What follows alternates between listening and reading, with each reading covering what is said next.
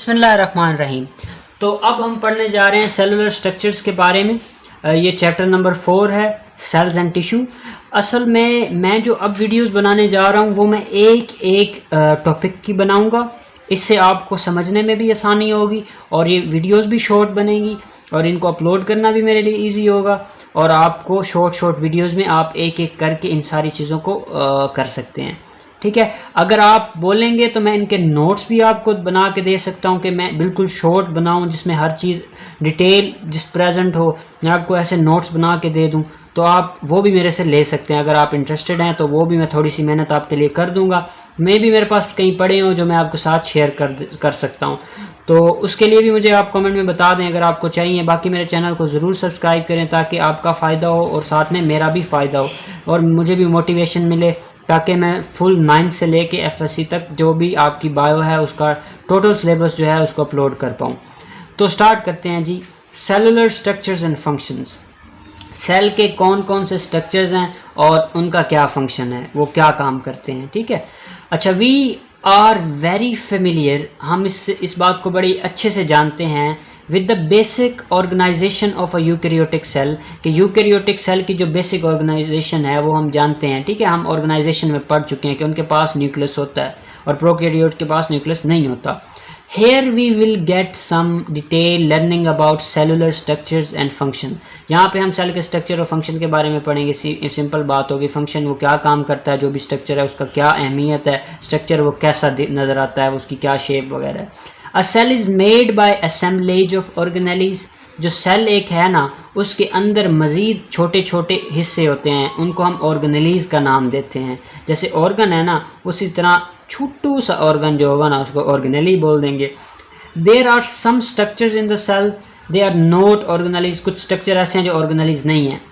MD cat में एक दफ़ा बच्चों ने ना 90% तकरीबन एक सवाल को गलत कर दिया था हमारे सर के अकॉर्डिंग। जो हमें MD कैट जिन्होंने हमें पढ़ाया था वो भी MBBS डॉक्टर थे, तो वो बता रहे थे बच्चों ने ना साइटोस्केलेटन जो था ना इसको ऑर्गेनेली समझ लिया था। क्या समझ लिया था? ऑर्गेनेली।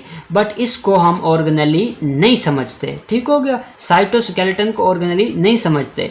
सेल वॉल भी ऑर्गेनेली नहीं है, सेल मेम्ब्रेन भी नहीं है, साइटोप्लाज्म तो है ही नहीं क्योंकि वो तो लिक्विड है, और साइटोस्केलेटन भी ऑर्गेनेली नहीं है। ये सारी चीज़ें ऑर्गेनेली नहीं है। आपने इसको ज़्यादा ज़रूर याद रखना। ये मे भी आपके जो एग्ज़ाम होंगे एनुअल उसमें भी ये MCQs लग सकता है। ठीक हो गया। अच्छा, cell wall, we know that not all living organism have cell wall. जितने भी जिंदा जानवर हैं उन सब के पास सेल वॉल नहीं होता। सेल वॉल का मतलब सेल की दीवार। ठीक हो गया।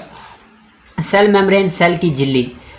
झिल्ली जो होती है वो नरम होती है और जो वाल होती है यार वो ईंटों से बनी होती है। ठीक है, वो अगर आप घर में पर्दा लगा देंगे, पर्दा कोई भी फाड़ के अंदर आ सकता है, लेकिन जो वाल होती है ना वो बड़ी मजबूत होती है। इसीलिए जो पौधे होते हैं ना उनकी सेल वाल होती है और वो मजबूत होते हैं। उनका तना देखें, उनकी बार्क देखें, छाल वगैरह तो जो होता है ना, छाल वगैरह उनकी देखेंगे वो कितनी हार्ड होती है। लेकिन इंसान के अंदर देखें ना, इंसान के जो जिल्द है वो नरम है। वो जो कील अगर हम ठोकेंगे ना उसके अंदर किसी भी लकड़ी के अंदर, क्योंकि उसके अंदर सेल वाल है वो हार्ड कर देती है, लेकिन हमारे अंदर सेल वाल नहीं है तो इसलिए हम नरम हैं। ये एक अच्छा सा कॉन्सेप्ट है इस चीज़ को याद रखने का। मैंने भी कभी इस तरह से याद रखा था कि सेल वाल जो होती है वो सख्त होती है तो वो पौधों में होती है और हमारे अंदर सेल वाल नहीं होती। ऐसे हम याद रख सकते हैं। ठीक हो गया। इसमें उसने कहा है कि सारे के सारे जानवरों के अंदर या जानदारों के अंदर सेल वाल नहीं होती। जैसे कि एनिमल्स हैं, जानवर हैं, जब एनिमल लाइक प्रोटिस्ट हैं। एनिमल लाइक प्रोटिस्ट में वही यूग्लिना, अमीबा वगैरह आ रहे हैं, या फिर वो हमारे पास वोल्वोक्स की एग्जांपल आ रही थी। अच्छा, इसमें एक और बात बता दूं, हमने उधर पढ़ा था कि एल्गी जो है ना उनके पास सेल वाल होती है लेकिन वो भी प्रोटिस्ट हैं। तो ये भी बात आपने याद रखनी है। वो कौन सा प्रोटिस्ट है जिसके पास सेल वाल है? तो वो है एल्गी। ठीक हो गया, ये बात आपने याद रख लेनी है। उसके बाद कहते हैं cell wall is non living and strong component of cell. Cell wall जो होती है ना वो सेल का जिंदा हिस्सा नहीं होती, जैसे हमारे नाखून हो गए। ठीक है, एंड स्ट्रॉन्ग कंपोनेंट, और ये स्ट्रॉन्ग हिस्सा है, मजबूत हिस्सा है सेल का। Located outside of plasma membrane. ये प्लाज्मा मेम्ब्रेन या जिसको हम सेल मेम्ब्रेन भी कह सकते हैं, उसका उसके उसके बाहर प्रेजेंट होती है। मतलब ये एक सेल है ना, उसकी ये सेल मेम्ब्रेन होगी, उसके बाहर जो मोटी सी होगी ना, ये सेल वॉल होगी। ठीक हो गया। अच्छा, और क्या करती है, इट प्रोवाइड्स, ये हमें मुहैया करती है शेप, जो उसकी साख्त है उसको मजबूती देती है, किसको, सेल को, और उसको हिफाजत फ्राहम करती है और उसको सहारा देती है टू इनर लिविंग मैटर, जो अंदर का सेल का अंदर वाला हिस्सा है ना, ये जो सेल का अंदर वाला हिस्सा है ना, इसके बाहर ये जो हम जैसे वो जंग पे कोई जाता था ना, तो वो ऊपर से वो लोहे के कवच और इस तरह की चीज़ें पहन लेता था, तो जो उसको तीर वगैरह नहीं लगते थे। तो इसी तरह सेल अंदर, इसके अंदर सेल मेम्ब्रेन पड़ी हुई है और बाहर से उसको मजबूत सी हमने लेयर बना दी है। ठीक हो गया। Plant cell have a variety of chemical in their cell walls, जो प्लांट के सेल होते हैं ना, उनमें बहुत सारे, जैसे हमने बायोडाइवर्सिटी पढ़ा था, वो भी वैरायटी था, ये भी वैरायटी है। वैरायटी, इस तरह आप अपनी वोकैबुलरी जो है ना बूस्ट कर सकते हैं चीज़ों को रिलेट करके। रिलेट करने के बहुत से फ़ायदे हैं। ठीक है, तो वो कहता है प्लांट के अंदर जो उनकी सेल वाल है ना, उसके अंदर बहुत सारे केमिकल्स हैं। अब उनके बारे में हम फर्दर पढ़ेंगे इधर। The outer layer of plant cell wall is known as primary wall, जो बाहर वाली है ना, उसको प्राइमरी वाल का नाम देंगे। प्राइमरी का मतलब, जैसे आपने प्राइमरी स्कूल में पढ़ा है, बुनियादी उसको हम बोलेंगे। बुनियादी जो वाल है ना, वो उसकी बाहर की तरफ होती है, उसको प्राइमरी वाल कहेंगे। And cellulose is most common chemical in it. अच्छा, एमसीक्यूज ठक लगेगा कि प्राइमरी सेल वाल का इंपॉर्टेंट स्ट्रक्चर क्या है, तो आपने लिख देना है कि वो सेलुलोज है। ठीक है, ये तो इतने मुझे सेल का, क्योंकि इतना मुझे आइडिया हो चुका है कि कौन सा एमसीक्यूज कहाँ से लग सकता है, मुझे ये भी अब अंदाजा हो गया है कि कौन सी लाइन से वो एमसीक्यूज उठाते हैं जो एग्जामिनर होते हैं। तो सेलुलोज, ये वाला एमसीक्यूज जो आपने याद रखना है कि प्राइमरी सेल वाल में सेलुलोज होता है। आज ही से याद कर लें, मेरी बात पे आप यकीन मान ले, आपको सेकंड ईयर तक यही बातें वही बार बार आ रही होंगी। सम और एमबीबीएस तक इवन, सम प्लांट सेल्स, कुछ पौधों के जो सेल होते हैं, जिन जैसे कि जाइलम के सेल होते हैं, उनमें क्या होता है, सेकेंडरी वाल भी होती है। एक तो बुनियादी वाल होगी ना, प्राइमरी वाल, उसके साथ साथ उसके ऊपर एक एडिशन मजमूए के तौर पर मजबूत करने के लिए एक और वाल आ गई, जिसको सेकेंडरी वाल बोलेंगे, on the inner side of primary cell wall. अच्छा, अब प्राइमरी सेल वाल थी ना, वो बाहर की तरफ थी। ये एक सेल वाल, मैं आपको इधर बताता हूँ, ये सेल वाल है ना, सेल वाल के दो हिस्से हैं। ठीक है, दो हिस्से, बाहर वाली को प्राइमरी बोल देंगे और इसके अंदर वाले को हम सेकेंडरी बोल देंगे। ये जाइलम में है। ठीक है, जाइलम के अंदर, ये आपने याद रखना है। और अंदर फिर सेल होगा, सेल के ऊपर सेल मेम्ब्रेन होगी, इस तरह ये सेल पड़ा हुआ है। आपने ये बात याद रख लेनी है। हर एक पौधे के अंदर सेकेंडरी सेल वाल नहीं होती। जाइलम जो एक स्पेशलाइज्ड टाइप ऑफ सेल है, उसके अंदर सेकेंडरी सेल वाल होगी on the inner surface of the primary cell wall, primary cell wall की अंदर की तरफ। इतनी बात समझ आ गई।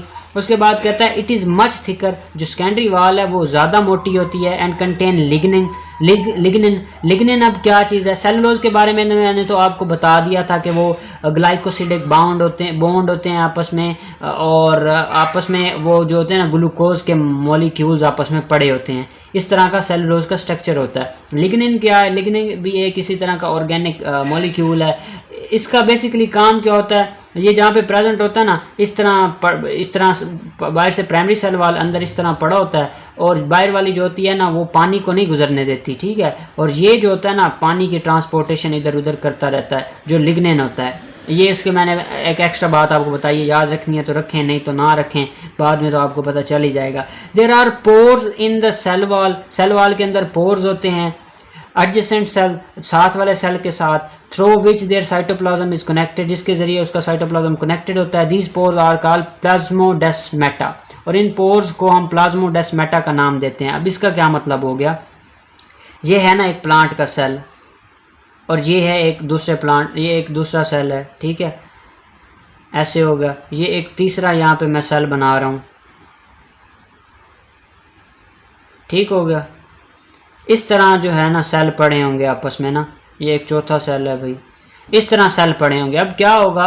वो कहता है इनके अंदर कुछ पोर्स हैं। ठीक है, ये जो पोर्स हैं ना, ये चैनल्स हैं। ठीक है, इस तरह के सुराख हैं जो सेल वाल है ना, उसके अंदर इस तरह के सुराख हैं। ये सेल आपस में मिल के पड़े हैं ना, मल्टी सेलर, हम पौधे के बारे में पढ़ते हैं कि उस ढेर सारे सेल से मिल के बना है, तो मैंने आपके लिए ये काम कर दिया। अब क्या हुआ है? उनके अंदर पोर्स हैं। इन पोर्स को क्या कहते हैं? प्लाज्मोडेस्माटा। इनका काम बेसिकली क्या होता है? यहाँ पे जो सेल के अंदर कोई चीज़ बनी है ना, इस सेल को ज़रूरत है, तो वो कहेगा भाई मुझे दे दे, इस सेल में चली जाएगी। अच्छा, और इस सेल ने कोई चीज़ बनाई है वो इस सेल को दे सकता है। इस तरह वो अपनी चीज़ों को आपस में उनका तबादला कर सकते हैं। किसी चीज़ को, किसी बंदे को यार पैसों की ज़रूरत है, वो उसको इधर दे देगा, इधर दे देगा, यही सीन है। और ये जो ट्रांसपोर्ट है ये किसके ज़रिए होगी? हम बसें चलाते हैं सड़कों पर, लेकिन इधर प्लांट के केस में प्लाज्मोडेस्माटा जो होंगे उधर से हमारा ये काम हो रहा होगा।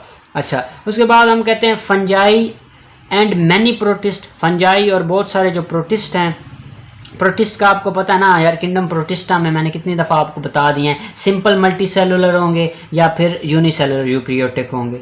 फंजाई मल्टीसेलुलर यूकैरियोटिक होंगे, मोस्टली मशरूम्स वगैरह, और प्रोटिस्ट में आपको पता है क्या होगा, एलजी वगैरह, ठीक है। Have cell walls though they don't contain cellulose.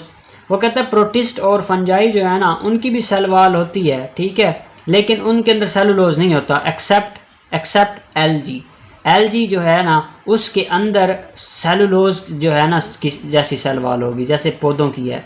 बाकी प्रोटिस्ट की सेल वॉल तो होगी लेकिन वो सेलुलोज से नहीं बनी होगी। जैसे फंजाई की सेल वॉल हमने पढ़ा था काइटिन से मिलके बनी हुई है। इसी बेस से फंजाई का जो टू किंगडम सिस्टम बना था वो हमने रिजेक्ट कर दिया था। Their cell walls are made of variety of chemicals.